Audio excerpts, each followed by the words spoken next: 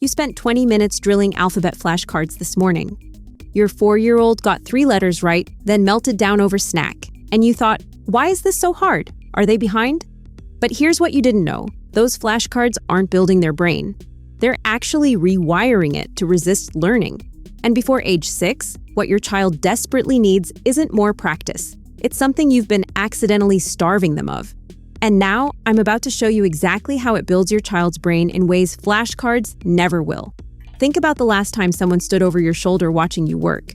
Your brain probably froze, right? That's exactly what flashcards do to your 4-year-old's brain. Flashcards often trigger a stress response. When a child feels pressured, their brain releases cortisol. And here's the biological reality. Cortisol literally blocks access to the thinking part of the brain.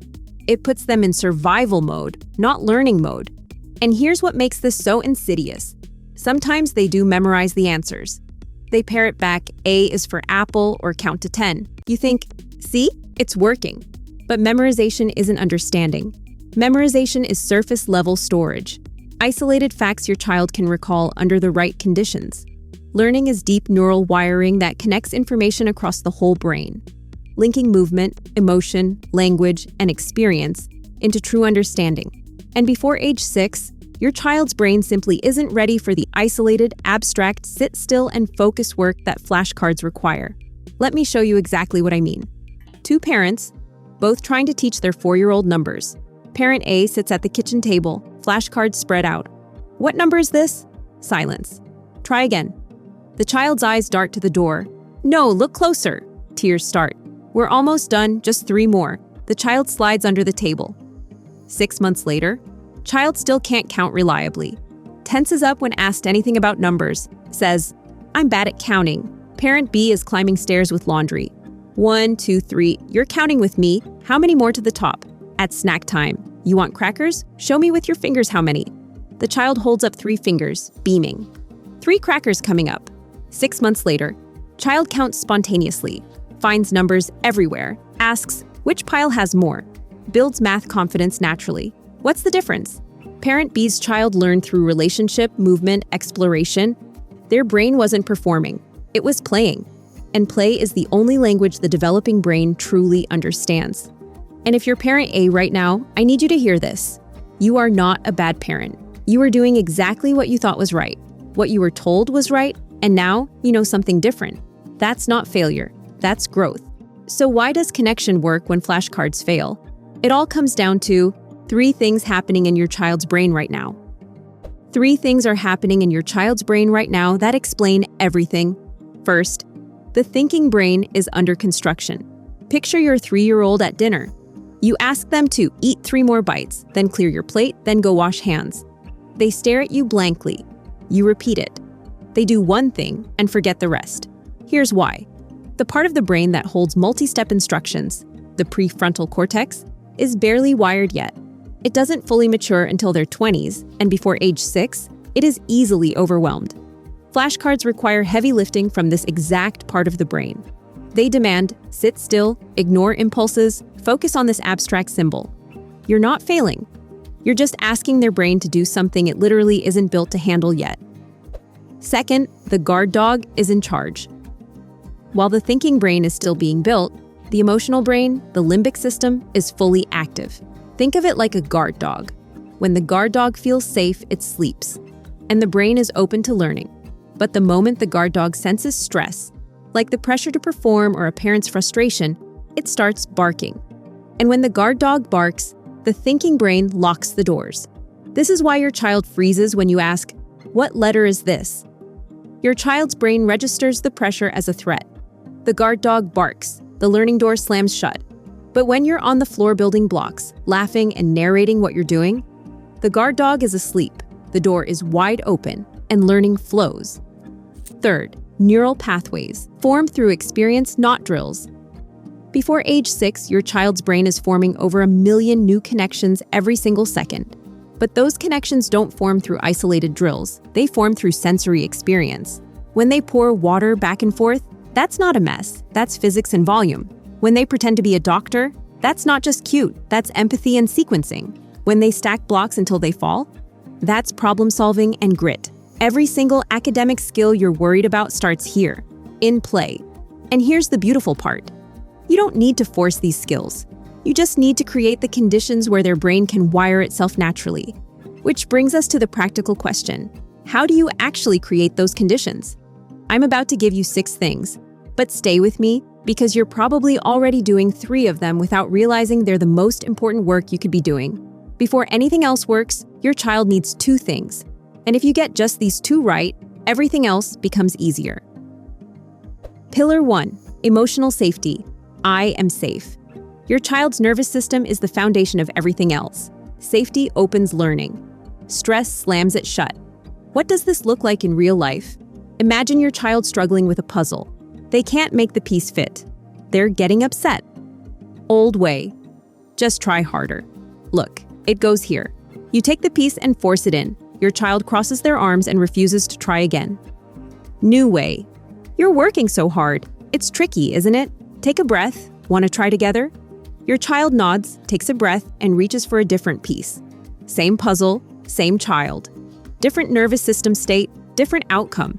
It's validation before correction. That's the first pillar. Pillar 2, attunement. I am seen. Attunement is the magic ingredient most parents overlook. It's eye contact. It's mirroring their excitement. It's being present for 10 seconds instead of distracted for 10 minutes. When a child feels truly seen, their brain releases oxytocin, which strengthens attachment and fuels curiosity. When your child runs up and says, "Look what I made," you stop, kneel down, look them in the eyes, and say, "Tell me about it." That 15-second interaction just wired their brain for confidence and communication. 15 seconds of presence. That's the second pillar.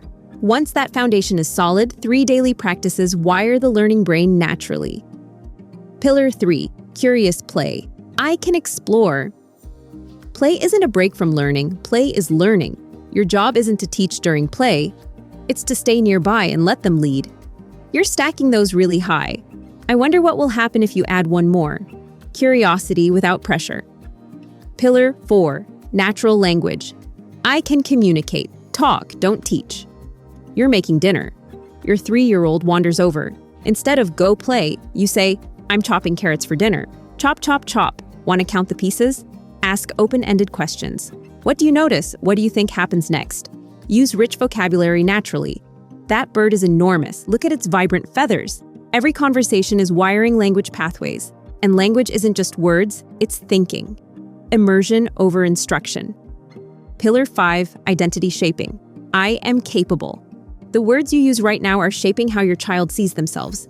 Instead of "good job," try "you worked really hard on that." Instead of "you're so smart," try "you kept trying even when it was hard." You couldn't reach that shelf, so you pushed the stool over. That's good thinking. Effort-based praise wires resilience. And all of this happens inside one simple container.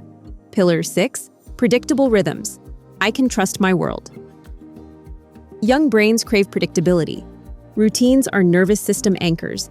Morning patterns, mealtime rhythms, bedtime sequences. And it means slowing down. Overstimulation overwhelms the developing brain. Try this tomorrow. Slow your morning by 10 minutes. Let your child move at their pace. Give transition warnings. In 2 minutes, we're putting on shoes. Watch how much calmer they are. Watch how much more they cooperate. Calm presence creates the space where all 5 other pillars can flourish. At this point, you might be feeling a knot in your stomach. Because if connection matters this much, what about all those mornings you were distracted? What about the flashcards you already bought? Let me address the 3 questions I hear most often. Won't my child fall behind? I'm going to be really honest with you. I've worked with hundreds of families, and I felt this panic myself. When my daughter was 3 and her cousin was reading sight words, that "what if I'm screwing this up" knot in my chest was very real. Here's what I didn't understand then. There are 2 types of ahead. There's performance ahead, where a 4-year-old can recite the alphabet but melts down when the routine changes. And there's foundation ahead, where a child might not know letters yet, but they can regulate their emotions, try hard things, and ask curious questions. By age 8, the foundation ahead kids aren't just caught up academically. They're the ones raising their hands, loving challenges, and believing they can figure things out. A landmark study by psychologist Rebecca Marcone followed hundreds of children from preschool all the way to 4th grade. The results were shocking. The children who were drilled academically in preschool actually earned lower grades by the end of elementary school compared to the kids who learned through play. The play-based kids weren't just better socially. They were better at reading and math too. You're not letting your child fall behind. You're giving them a running start. But my child likes flashcards. Then use them as a game. Just don't make them the foundation. If they're asking for flashcards, great. If they resist, that's your answer. When should I teach ABCs? When they show interest. Not when you feel pressure, because forced learning creates resistance. Curious learning creates lifelong learners. So here's the truth. That moment this morning when your child pushed away the flashcards, that wasn't failure. That was their brain telling you exactly what it needed. Safety, connection, curiosity, language, identity, calm.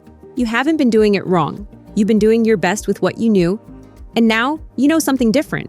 You don't have to do all 6 pillars perfectly. You just have to show up with presence. That's what wires the learning brain. But here's what nobody tells you. Your child finishes a puzzle. You say, "Good job. You're so smart." They try to climb the monkey bars, hesitate, and climb down. You say, "That's okay, maybe next time." They bring you a drawing. You say, "Wow, that's perfect." These phrases feel loving, encouraging, like you're building them up, but each one is quietly teaching your child that their worth depends on being smart, that trying hard things isn't safe, and that mistakes mean failure. 5 everyday habits, all undermining the foundation you just built. I break down exactly what's happening and what to say instead in the video on screen. Because building your child up means nothing if you're accidentally tearing them down at the same time. I'll see you there.